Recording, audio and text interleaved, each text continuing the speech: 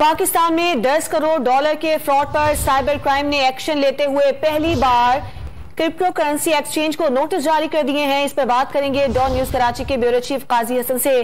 काजी हसन, बताइएगा cyber crime cell ने क्या एक्शन लिया इस पर?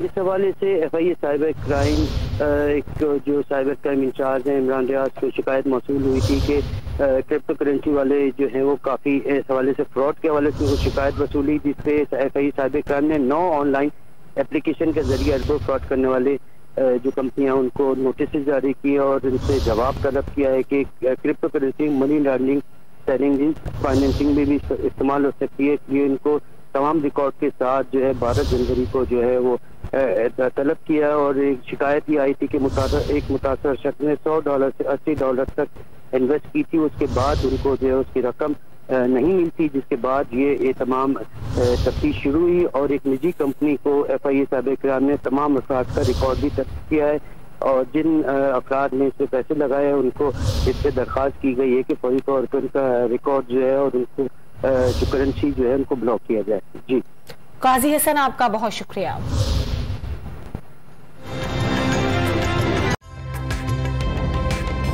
ताज़ा तरीन वीडियोस के लिए हमारा YouTube चैनल सब्सक्राइब करके बेल आइकन प्रेस करिए ताकि आपको मिले हर अपडेट सबसे पहले।